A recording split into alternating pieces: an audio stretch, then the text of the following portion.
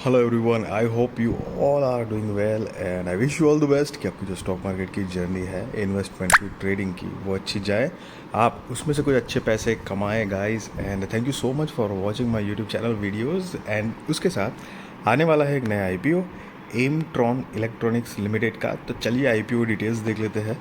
IPO date जो है वो 30 मई 2024 से लेकर 3 जून 2024 तक है।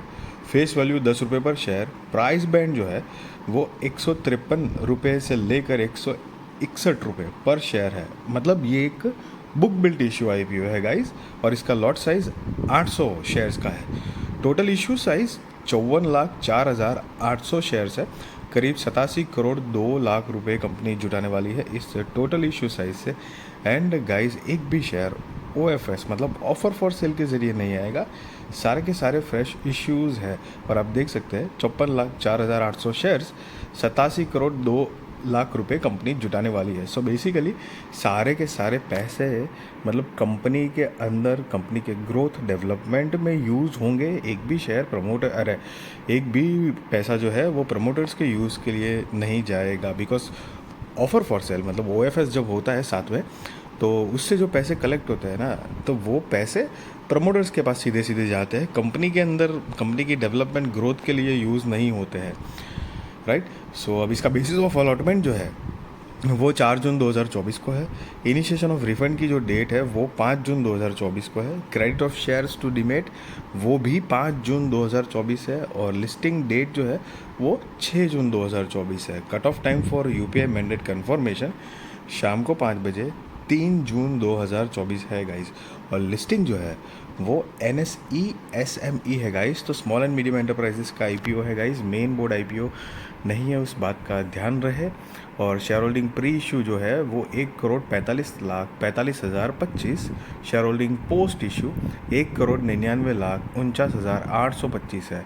सो अब बेसिकली ये जो फिगर दिख रहा है आपको शेयर होल्डिंग पोस्ट इशू में से शेयर होल्डिंग प्री इशू का अगर फिगर माइनस करोगे आप, तो फ्रेश इश्यूज़ के जो नंबर ऑफ शेयर्स है वो आपको मिल जाएंगे गाइस।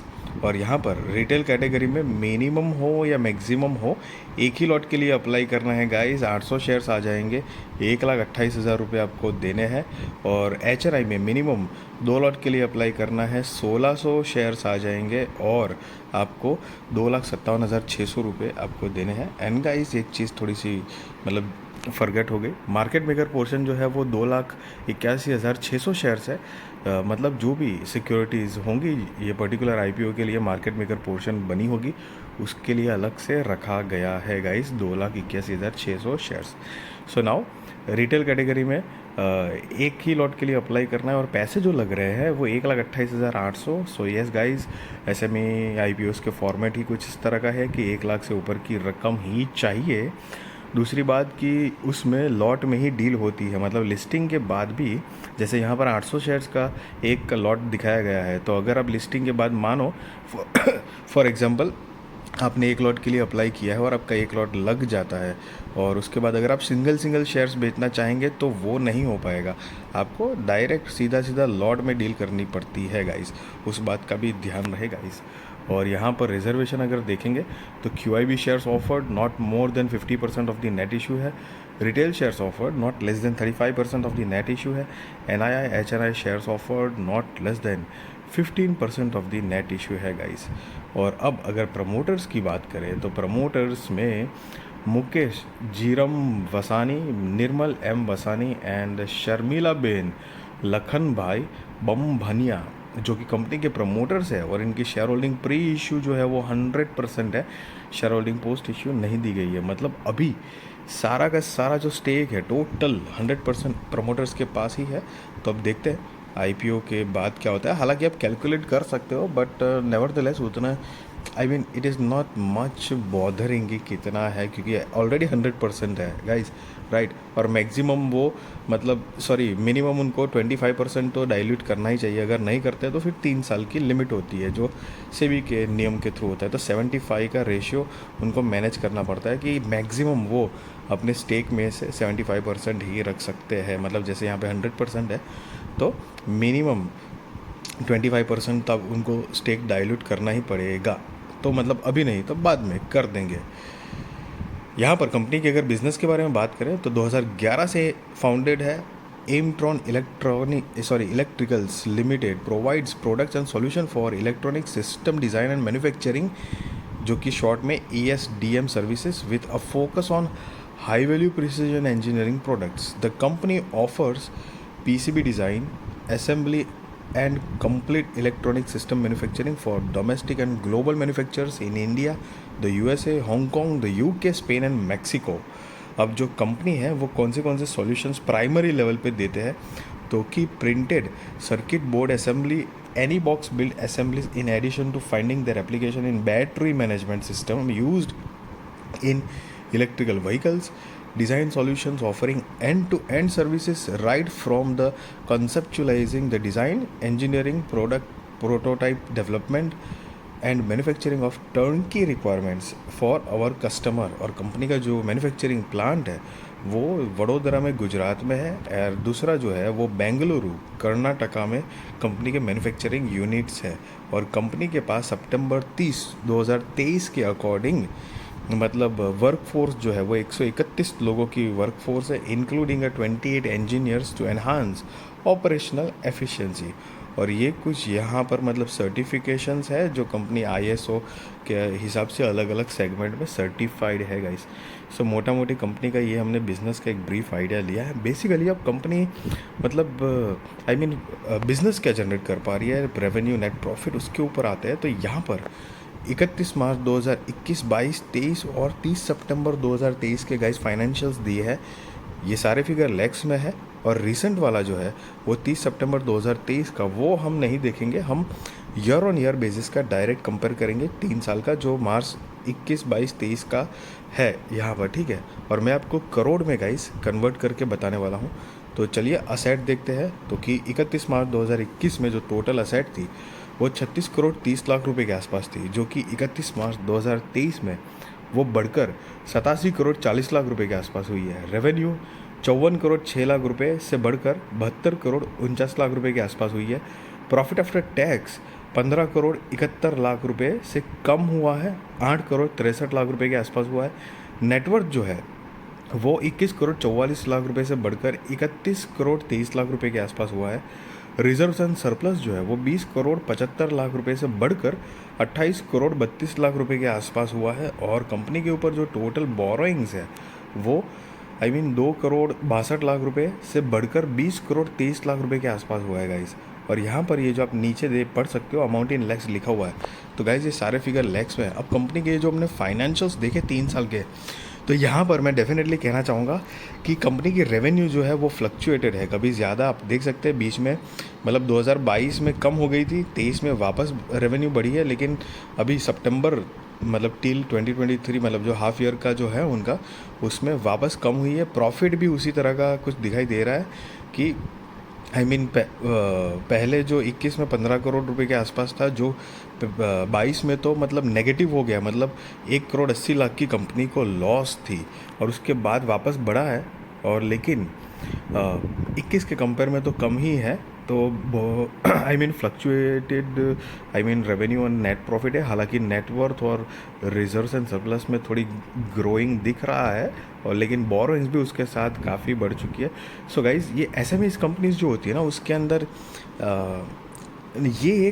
ये फ्लॉज जो है वो मेजरली आपको देखने को मिल सकते हैं, बिकॉज कंपनी छोटी होती है तो कंसिस्टेंटली बिजनेस मिलना मुश्किल हो जाता है। और ऊपर से जब बोरोइंग्स बढ़ती है और रेवेन्यू जनरेट नहीं कर पाते, और रेवेन्यू जनरेट करते हैं तो एक्सपेंसेस मतलब जिस भी तरह का टोटल एक्सपेंसेस समझ लो कि मार्केटिंग का, एम्प्लॉयज़ का, और मतलब कर्जा चुकाने का ब्याज, टोटल एक्सपेंसेस जो भी होता है ना वो सब काट कूट के जब प्रॉफिट नहीं बचता है तो ये फ्लक्चुएशंस बहुत इजीली देखने को मिल जाता है। और यही एक थोड़ी बिग डील थोड़ी सी साबित हो जाती है, क्योंकि आपने देखा होगा IPO के लिए ही लाख रुपए से तो ऊपर की अमाउंट हमको देनी पड़ रही है। और ऐसे में अगर इन एनी केस मतलब IPO सक्सेसफुल नहीं जाता है तो पैसे बहुत शार्पली वाइप्ड आउट हो सकते हैं आपके गाइस। हालांकि सी गाइज वो कभी भी मतलब ये मेरा personal point of view opinion है गाइज कि मैं आईपीओ हो या स्टॉक हो, आई ऑलवेज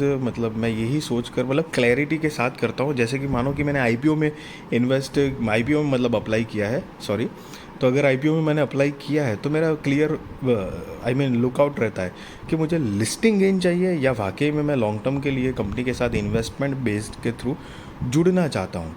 अगर इन्वेस्टमेंट अगर मतलब लिस्टिंग गेन का मेरा पर्पस है तो स्ट्रेट अवे लिस्टिंग के बाद मतलब जैसे लिस्टिंग हुई तो जो भी 1 2 4 दिन में या हफ्ते भर में जिस तरह का मुझे मतलब लिस्टिंग गेन अगर मिल रहा है तो सीधा प्रॉफिट बुक कर लो, और अगर नहीं मिल रहा है तो सीधी लॉस बुक करना, क्योंकि वो दो ही है। क्योंकि अगर मानो कि लॉस में है और ये एक्सपेक्टेशन में रहे कि आएगा होगा किंतु लेकिन बट परंतु, ये जो चीज़ होती है ना गाइस, मतलब होने के लिए कुछ भी हो सकता है बट थोड़ा प्रोफेशनलिज्म से काम करना बहुत ज़रूरी है। लॉस मतलब क्योंकि आपने पहले जब लिस्ट अप्लाई किया था तो यही पर्पस से अगर किया था कि लिस्टिंग गेन मिले तो लेके निकल जाएंगे, तो वही पर्पस के साथ टिके रहना भी बहुत ज़रूरी होता है गाइस। हालांकि इसी गाइस मैं आपको कोई बाय और सेल रिकमेंडेशन नहीं दे रहा हूँ, वो आप अपने रिस्क रिसर्च फाइनेंशियल एडवाइज़र को पूछ कर करना। ना ही मैं ये बता रहा हूँ कि आप आईपीओ में अप्लाई करो या ना करो, that is depend on your risk research. Financial adviser को आप पूछ कर करना।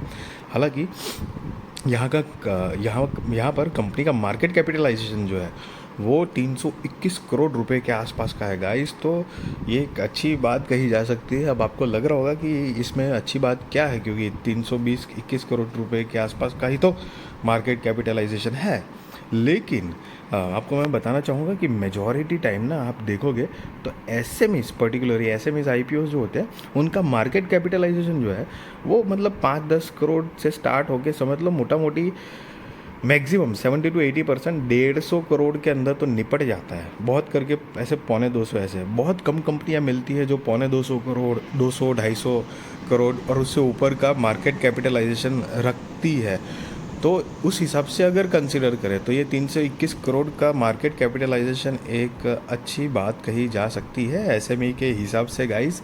क्योंकि सी गाइस ऐसे में इसका यही मेन मकसद है कि जो छोटे छोटे बिजनेस वाले जो होते हैं एंटरप्राइजेस, उनको भी फंड रेज की ज़रूरत पड़ती है। तो ये जो मतलब सेबी एक्सचेंजेस है उन्होंने सालों पहले कुछ ऐसे रूल्स निकाले होंगे कि भाई आप भी आपको फंड रेज करना है तो आप भी आईपीओ लाओ, एसएमई के हिसाब से लाओ आप। इन शॉर्ट में मतलब मैं आपको मोटा मोटी कॉन्सेप्ट बता रहा हूँ कि आईपीओ मतलब आप भी फंड रेज करो, लेकिन एसएमई के हिसाब से आप स्मॉल एंड मीडियम एंटरप्राइजेस के आईपीओ के हिसाब से आप अपने आईपीओ की लिस्टिंग करवाओ, फंड रेज करवाओ, और वो फंड को आपको कंपनी के डेवलपमेंट ग्रोथ के लिए यूज़ करो जो भी आपके XYZ रिक्वायरमेंट के हिसाब से।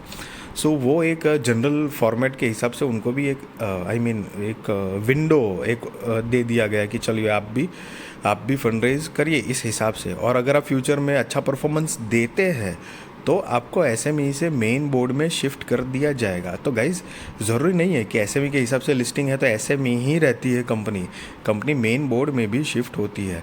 तो ये सारे कुछ कॉन्सिक्वेंसेस है। सो गाइज़ जस्ट मैंने अपना ओपिनियन एक शेयर किया है, एक्सपीरियंस शेयर किया है।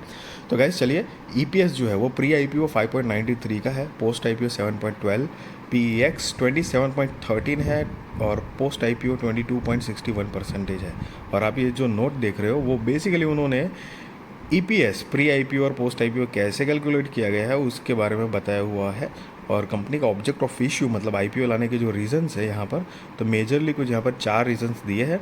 रीपेमेंट इन होल और in part of certain of the outstanding borrowings, funding capital expenditure towards the installation of additional plant and machinery, funding to meet working capital requirements, और चौथा जो है वो जनरल कॉर्पोरेट पर्पस। तो ये कुछ 4 major reasons यहाँ पर कंपनी ने दिए हुए हैं guys. So guys be responsible trader, be responsible investor, value your money guys, and I wish you all the best कि आपकी जो स्टॉक मार्केट की जर्नी है वो इन्वेस्टमेंट हो, ट्रेडिंग हो, वो अच्छी जाए, आप स्टॉक मार्केट से अच्छे पैसे कमाए गाइज।